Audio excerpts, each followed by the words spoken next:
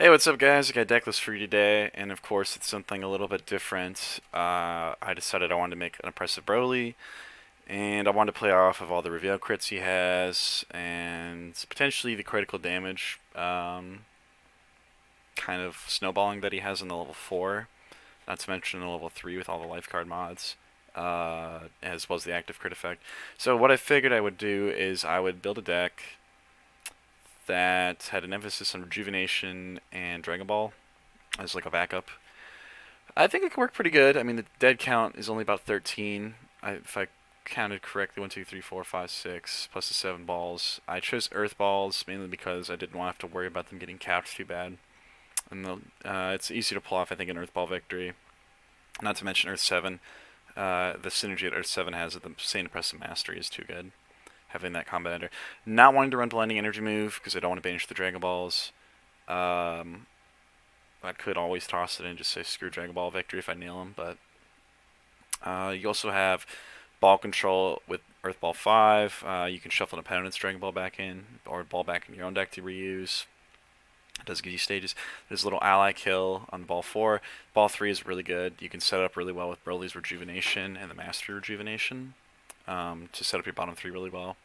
Not to mention Earth Ball 2 is really versatile, being able to help you in a lot of different matchups, especially like control matchups that want to maybe camp on a level 1 or something. So, but anyway, I chose the Earth Balls. Maybe you think Dynamic Balls are better, but I know people floated around ideas of Broly Triple Vic or Broly Ball. I don't necessarily think he's bad with that.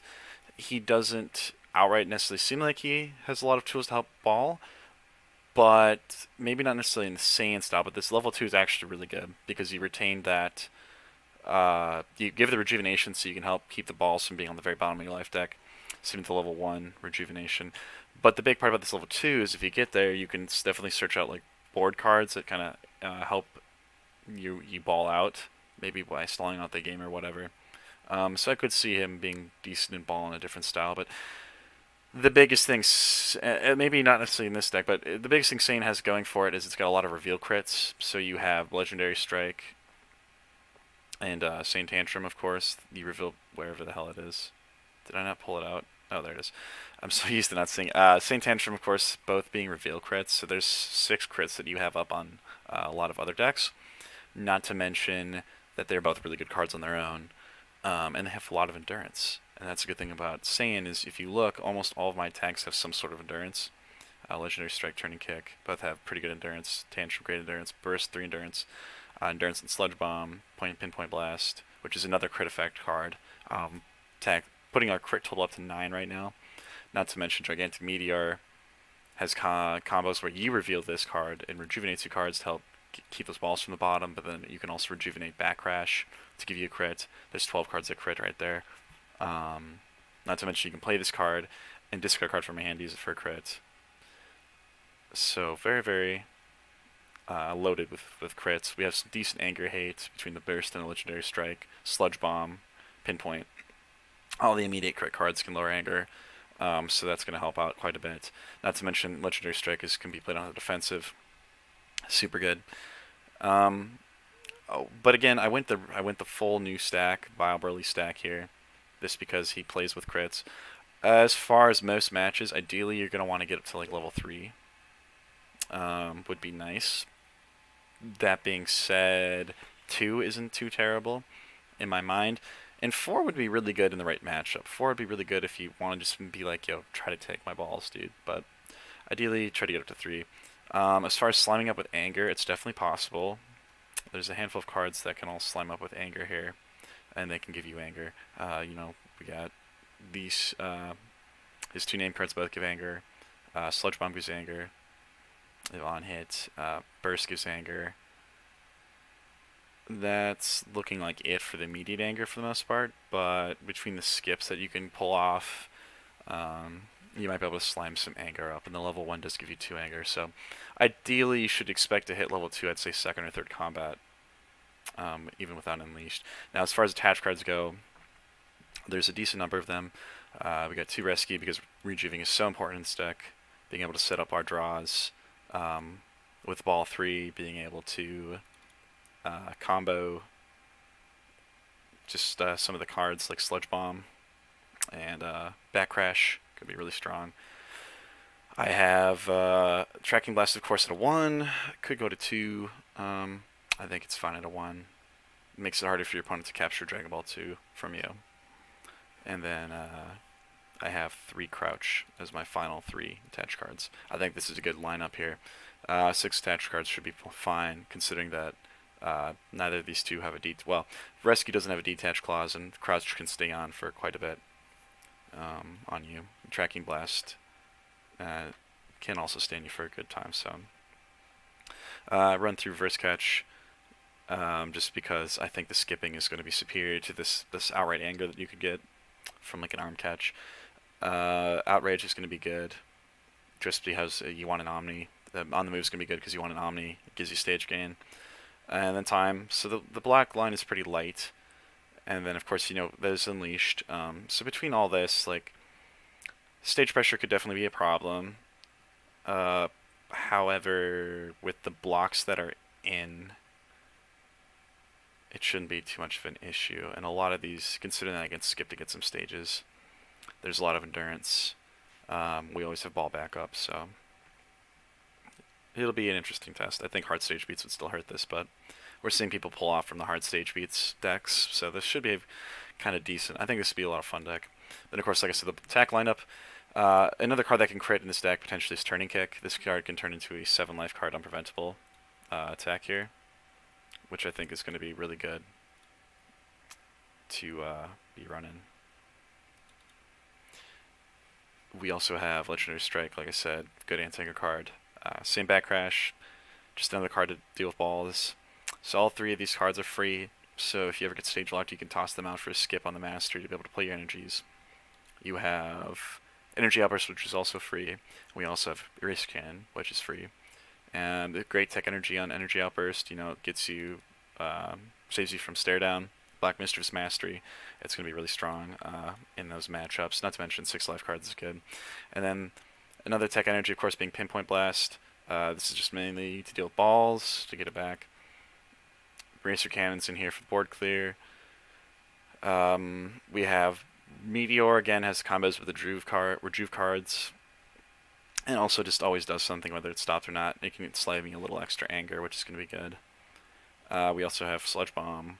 This is great. I know a lot of people talk about this card all the time. I haven't really made any decks that use this card yet, but the parenthetical a lot of times is what people are telling me is the best part about it.